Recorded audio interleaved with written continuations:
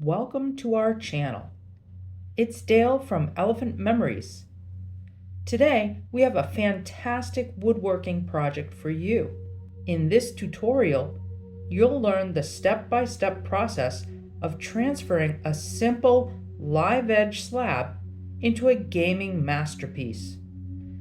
The combination of laser engraving technology and simple woodworking skills while incorporating epoxy inlays truly brings this project to life. Be sure to give us a thumbs up, comment with questions, and subscribe to our channel. So let's dive right in and get started. First, you'll need a rustic live edge wood slab. Remove the bark, then cut to your desired size. Once that's done, you'll want to sand all the surfaces smooth, starting with a rough grit like 80 and working your way up to about 220. You'll want to keep the sides natural and organic shape, but still smooth to the touch. Don't worry about wormholes or knots. They add rustic character to your piece.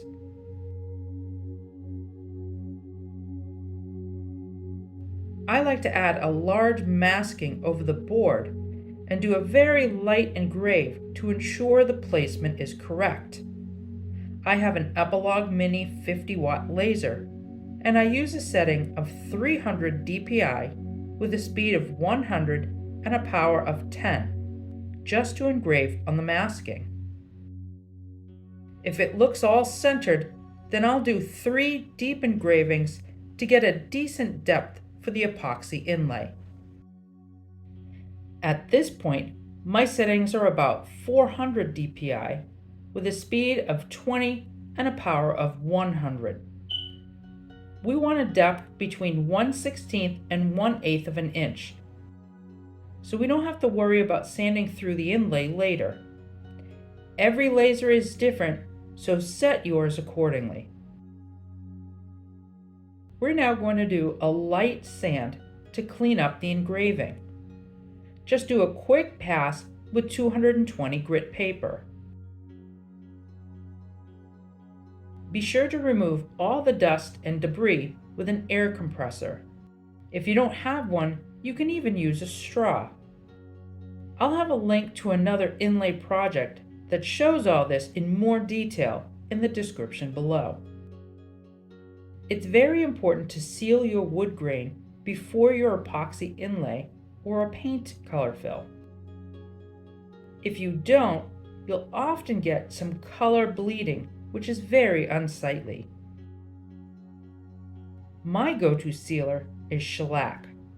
Spray or brush on 2 or 3 thin coats and let fully dry between each coat.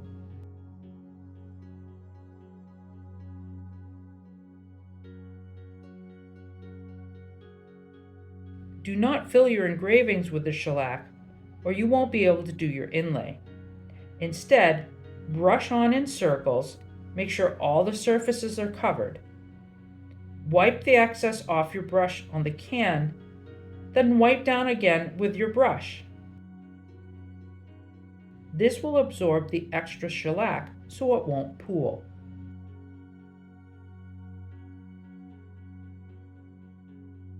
Let this dry completely, at least overnight, although a few days is even better.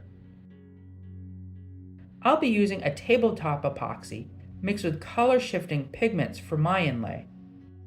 Estimating your epoxy amount will depend on how deep your engraving is and how big your checkerboard is. My board is 9 by 9 inches with 1/8 of an inch depth. I'll be using about 2 to 3 grams of epoxy per square. I'll need to fill 32 squares, plus my little turtles. That means I'll need between 64 and 105 grams of mixed epoxy. I would rather have a little left over, which I can always pour in some other mold or some small project. After mixing my epoxy, I poured a few grams of clear into a small container and added green pigments for my turtles. Then I mix blue pigment into the rest of the epoxy. I pour a small amount into the center of each engraved square, cleaning the cup between each pour so not to drip on the board. Once done pouring, I use a pointed silicone brush to spread the epoxy evenly where needed. Finally, I brushed it into the outline.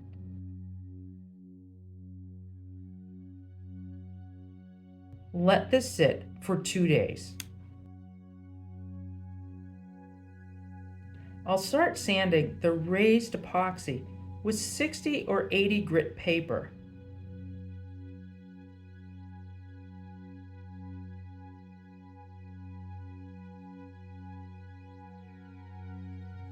When getting close to the wood surface, I then switched to 150 grit paper.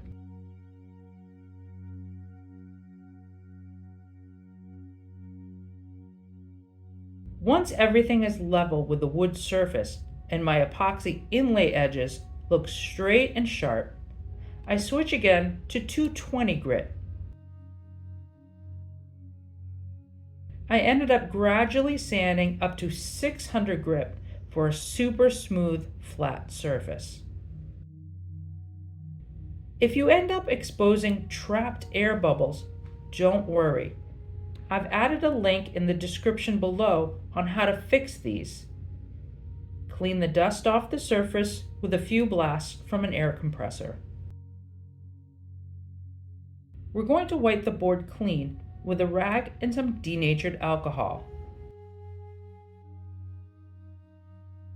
This will also give you a sneak peek at what the finished piece will look like.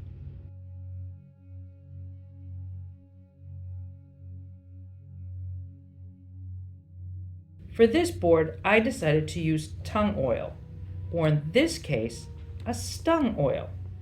It creates a very durable surface that is waterproof, non-toxic, and even food safe. I like to pour a liberal amount on and work it into the wood in small circles. I love the honey color, however, keep in mind this could change the color of your resin. Mine turned to a slight blue-green.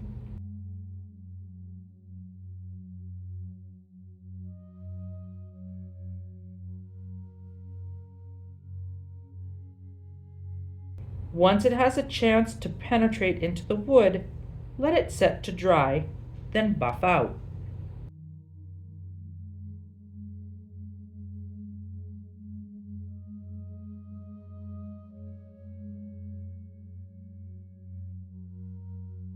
Now, let's make some checkers.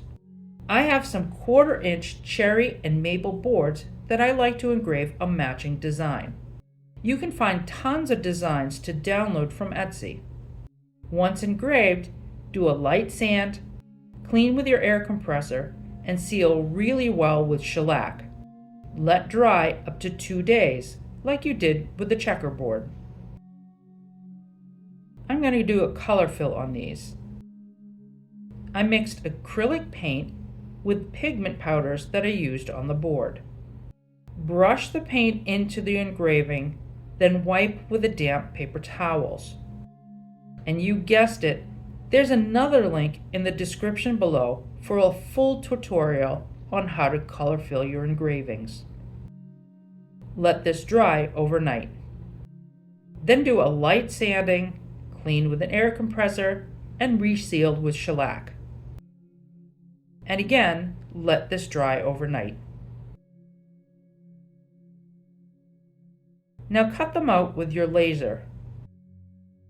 Mine are about 0.85 inches in size to fit on my board.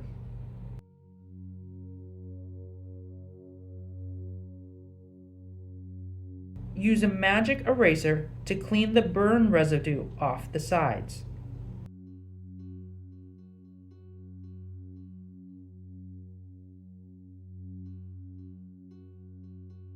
Your live edge checkerboard is ready. It's a true work of art that will elevate your family game night to a whole new level. Thank you for watching. We hope you enjoyed this laser woodworking project. If you did, please give us a thumbs up and subscribe to our channel for more exciting tutorials. We'll see you next time.